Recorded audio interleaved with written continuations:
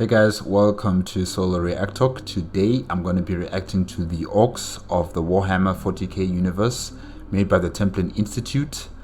I've just previously watched the Necron Dynasties by the Templin Institute, if you want to watch that reaction, as well as the what is it called, the Fortress World of Cadia and the Tyranids by the Templin Institute. I'll put the cards at the top here, just click on it and you'll be able to access them.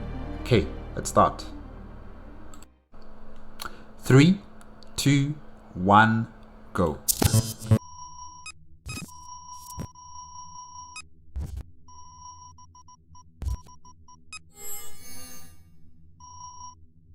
Oi, you gits. Shut your gob and get your listening gear around this sogging announcement. The problem with this channel is there's too much learning and not enough fighting. Luckily, the boss is the solution to all this namby-pamby mucking about. Get your legs on over to Twitch, where we've been having a bash 3 times a week. Stellaris, XCOM, Battlefleet Gothic Armada, Total War, Warhammer 2, the boys of Crumpton, good and proper in each one.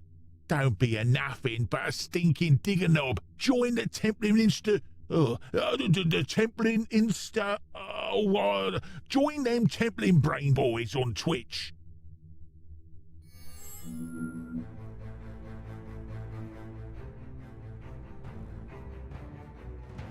In the grim darkness of the 41st millennium, there is only war. Each day on a million worlds, armies clash in an eternity of carnage and slaughter to the laughter of thirsting gods. Across the galaxy, disparate forces muster their fleets in the grim hope that one day, victory might be claimed for the Emperor, the ruinous powers, the greater good, or 1,000 other lost causes. Most fail to realize that the universe in which they exist will not suffer any lasting triumph. Another day's survival is all that can be achieved. In this galaxy hostile to every form of civilization. That's very true. Like, there's no lasting peace out here. There's always going to be another war over the horizon. So you gotta prepare. Once you have your victory, start preparing for the next war. Only one has managed to not only endure, but thrive. They are the most successful race encountered by man, seemingly built for war in every aspect. They are crude, savage, and possess only a low cunning. But while the great works of races 1,000 times more advanced lay in ruins, the ramshackle designs of the Orks thunder onward. Ork physiology is fascinating, terrifying, and contradictory in equal measure. They exist as a complex interweaving of 2 symbiotic organisms that somehow have been genetically linked. One strain is akin to any number of terrestrial animals found across the galaxy, while the other is a type of fungus, which prevails throughout an individual orc's bloodstream and skin. The animalistic So they're part animal, part plant? Huh. The component of their biology carries the genetic information for an orc's subspecies, while the fungus seems to possess the genetic information of the entire race. This latter aspect exhibits many other curious properties, including some kind of ingrained genetic memory or knowledge, a type of biosynthesis, a latent psychic ability, and the capacity to quickly recover from injury. Okay, so any newborn orc already has the genetic memories of previous orcs. So they know how to build things, they know how to talk, they know how to walk, they know how to construct new technology and stuff like that in a very short amount of time. Interesting. Their ability to withstand tremendous punishment is the defining characteristic of the orc race. They feel surprisingly little pain, even when horrifically injured, and can recover from nearly any type of wound.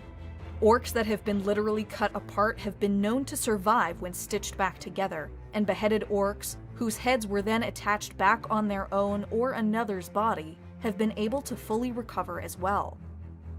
While any other species would weaken or tire when subjected to constant physical harm over a prolonged period of time, the opposite appears true for the orcs. They can survive grievous wounds with little apparent long-term consequences, save some superficial scarring, and instead seem to develop physically the more damage they are able to endure. The average...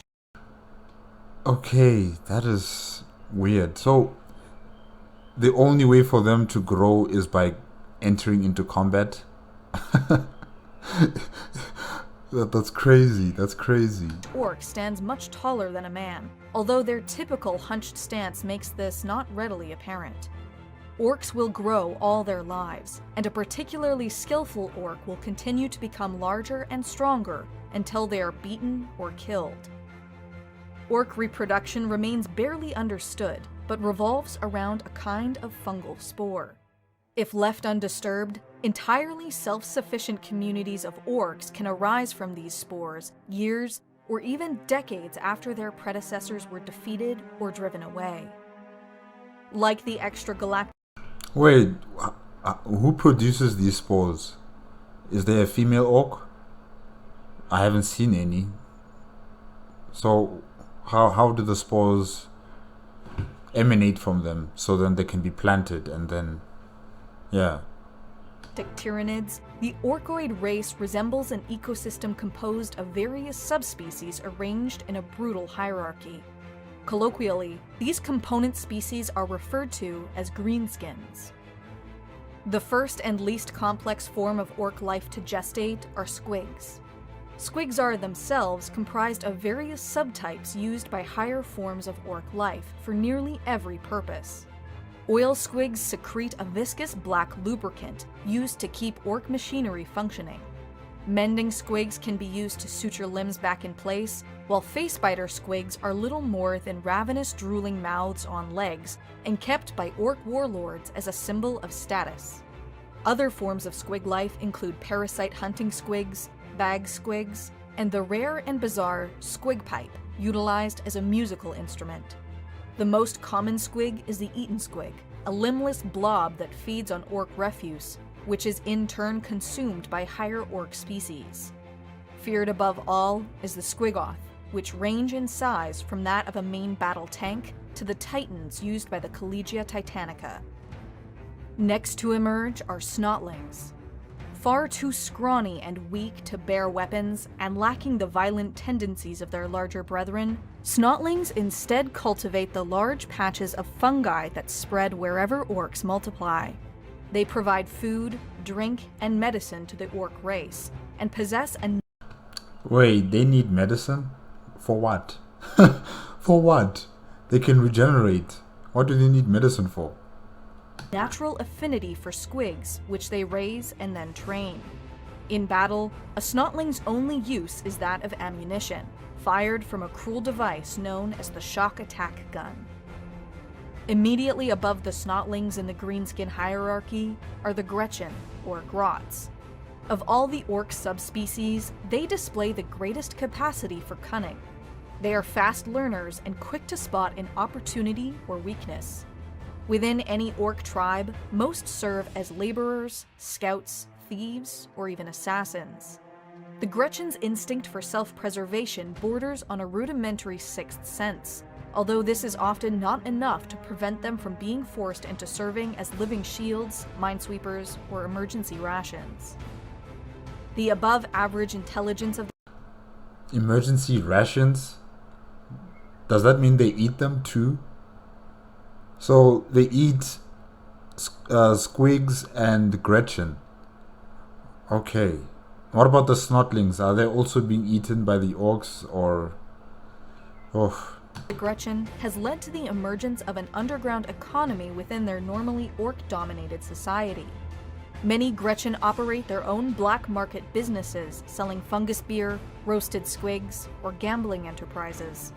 The level of sophistication present in these enterprises is almost unknown elsewhere in the Greenskin civilization, and enables the Gretchen to enjoy relatively comfortable lives, while still existing as slaves to their larger masters.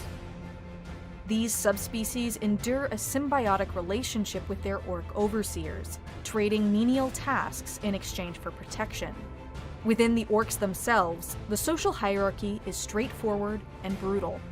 they will instinctively obey those larger than themselves. And while some might rise to prominence through cunning or deception, most seize power and retain it through the application of brute force.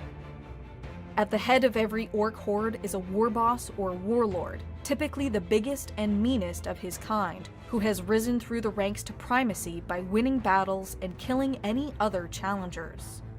First and foremost a powerful warrior, the war boss will hold absolute authority in his tribe or warband. The decisions of the war boss are enforced by a crude ruling caste of orcs known as knobs.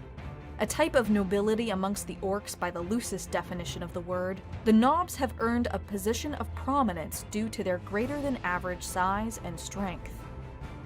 All others in an orc tribe are referred to as boys.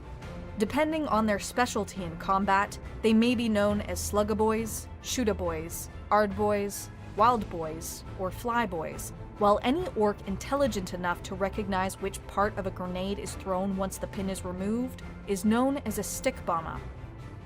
A caste of specialists also exists within the boys. This image is so cool. I've seen it before on every single Warhammer faction. Every single faction in Warhammer 40k by Brecky. I've seen, he used this image before. So yeah, it's cool. It's cool. Orcs who have been born with specific information programmed into their minds that are released once they reach maturity. These so-called odd boys include pain boys or mad docs who use their stabby bits as medical tools. The crude bionics that are sometimes implanted in higher-ranking orc are the work of pain boys, although their work in this area has the tendency to explode without warning. Psykers too exist within the orc race, referred to as weird boys. Unlike those in other races, these weird boys draw upon the innate psychic potential of the orc species itself, rather than the energies of the warp. Oh, that's interesting. So they don't get their energy from the warp, per se. They get it from their own species. And probably that's also great, because then you don't have to deal with the chaos gods. Type of psychic power has its own dangers, however. Should a weird boy soak up too much of this energy, his head may explode, and the resulting backlash also explode the heads of any orcs nearby. Mech boys, or mechaniacs, serve as engineers and technicians who build all the weapons, vehicles, and other technology used by the orc race. Like every other advanced process associated with the greenskins, their work is notorious for suddenly exploding. Orc technology is one of the least understood facets of their civilization. It is almost always ramshackle and slapped together, yet functions as well or better than anything comparable within other species. What is it? The snotling. Oh man, that snotling on busy. I don't know, hitting the Astartes soldier on the head while it was being decapitated. Oh man. That was funny. The impossible nature of orc technology is believed to be a result of their latent psychic powers. If enough orcs believe something is true, it will actually become so, brought into existence through pure will. As such, orc rockets painted yellow create bigger explosions, orc vehicles painted red will go faster, and orc guns are often nothing more than a box with bolts and bits of metal in it.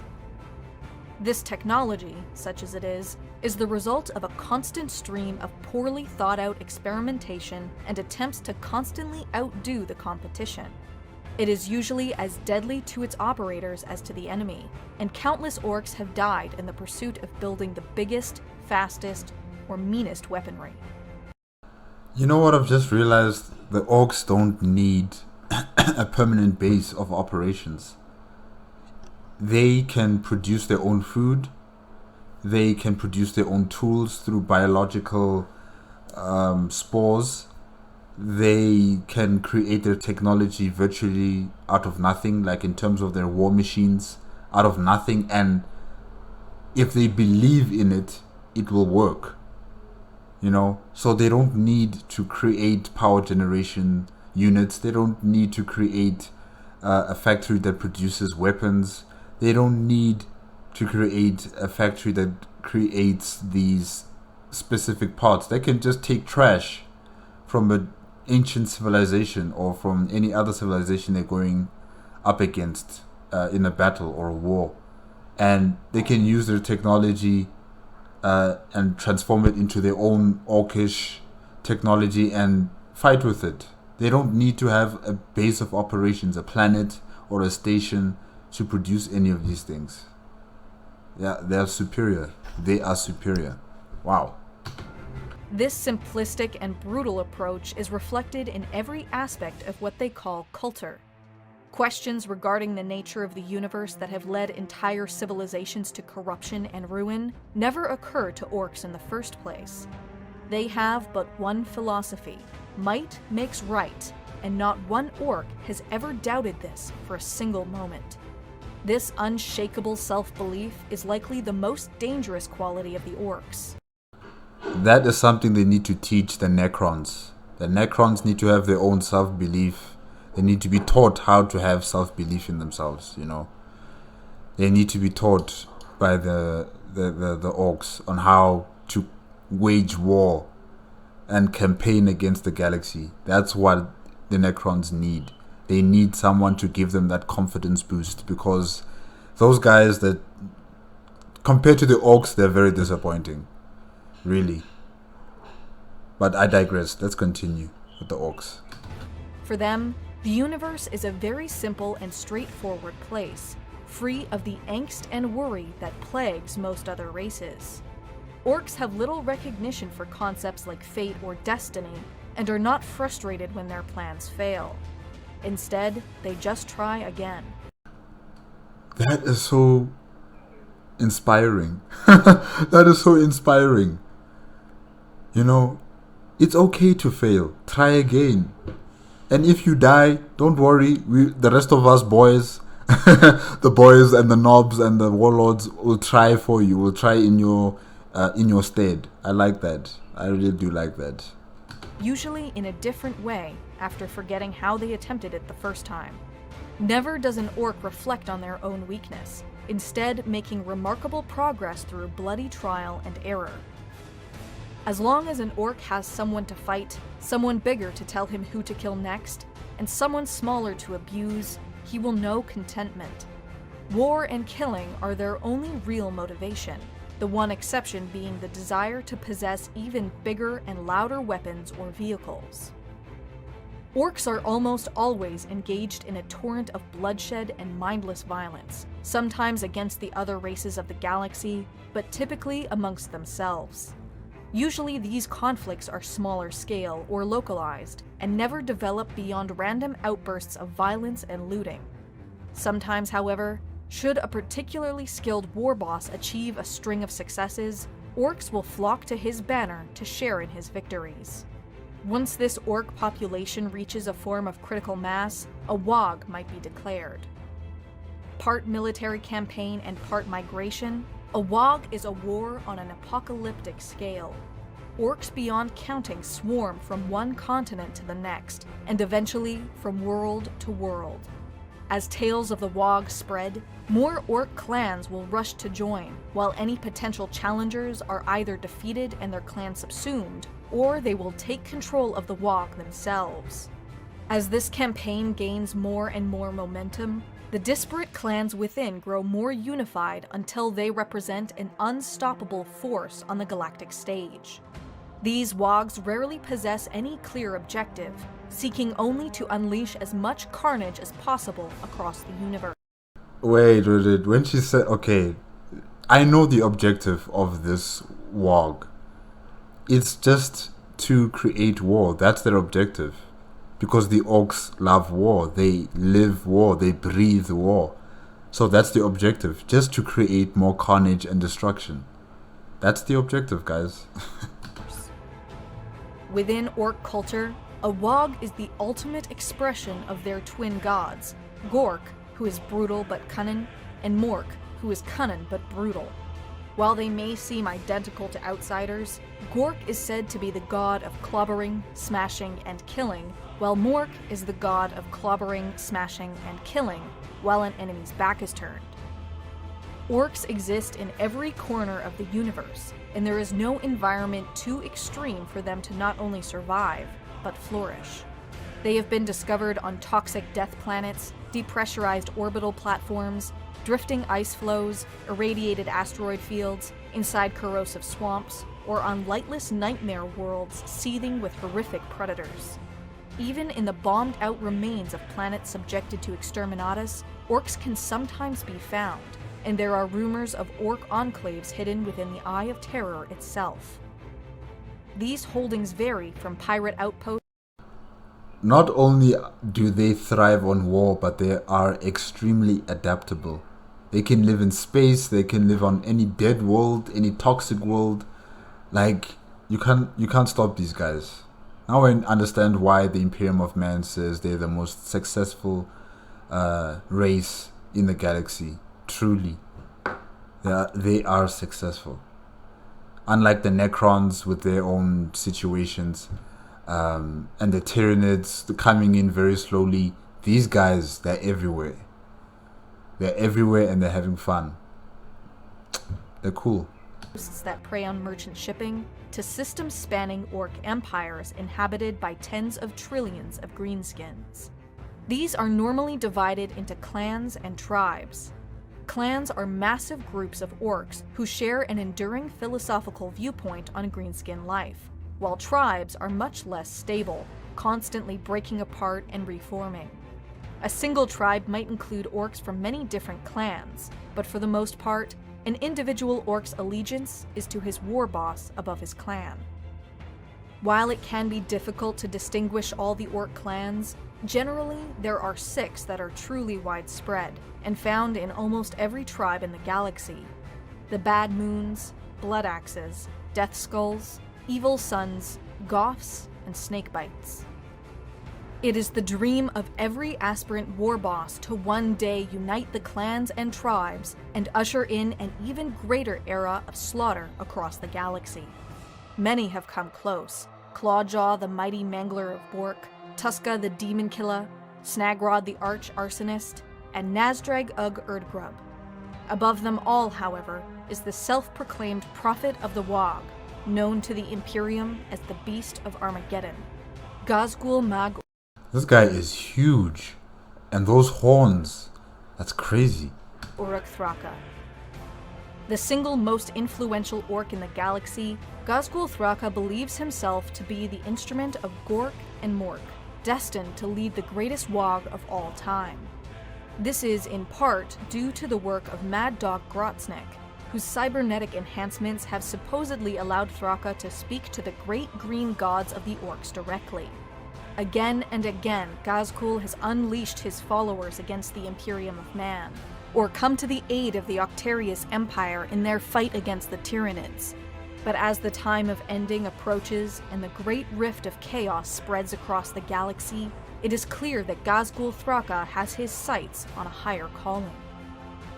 Across every orc clan and tribe, rumors abound that Gazgul will soon proclaim the Ragnarok, a time when every orc shall rise up to conquer the galaxy. In untold numbers, orcs have already started their migration towards the key battles of the Great Wog, and should Ragnarok finally be declared, there may be no force in the galaxy strong enough to withstand it.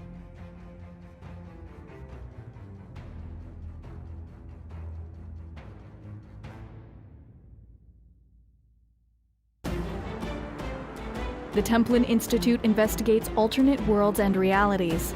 If you've enjoyed this video and would like to directly support us, vote in polls to determine future topics, and receive some cool rewards, please consider pledging to our Patreon page. Guys, that's it for the Orks from the Warhammer 40k universe, made by the Templin Institute. Yeah, the Orks are the most successful race in this universe, I think. They are extremely adaptable.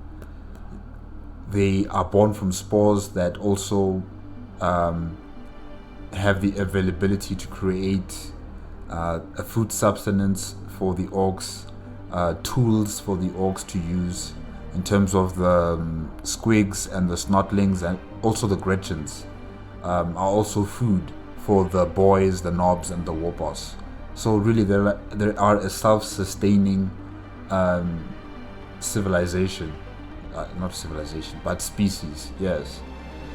And that's just amazing. Like really, they don't need any of these superstructures and mega structures to maintain large populations of people, mainly because they kill themselves off as well in battle, or they're always in war with other races, so they never really run out of space or run out of resources or run out of anything, because everything is being used, recycled, used again, recycled, and used again. So yeah, this species truly are the most successful. And their confidence, they exude confidence. Even if they should fail once in creating whatever they were building for war, they would try again and again and again and again. And like I said before, this is the sort of attitude some races in the galaxy need. Like the Necrons, they need to be confident in themselves, but that's another story for another day. But yeah, I like the orcs. Really, I do. They're enjoyable. They're funny in a very sick, twisted way, but yeah, they're cool. Okay guys, that's it for today. If you like the video, please give me a like, comment, and subscribe to my channel. Click on notification bell if you want to be up to date with my latest videos, and I will see you next time. Okay, bye bye.